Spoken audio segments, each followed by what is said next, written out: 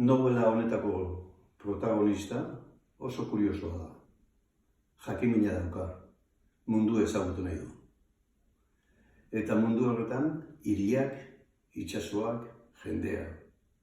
Bidaiatu.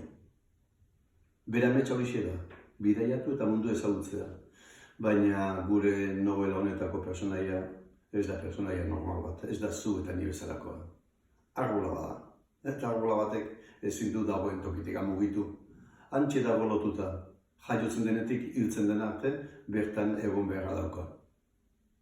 Egun baten ordea, uholde batek erausten du dagoen tokitik, eta ibaian bera eramaten du. Itsasorantz. Tragedia bat izango litzateke edozein arbolarentzat. Baina gure arbolarentzat ez, ze beste ilusioik ez dauka. Itsasora eramango du ibaiak, eta itsasoak mundura eramango du. Eta abentura mordo bat bizitzeko aukera emango dio. Arbolaren poza.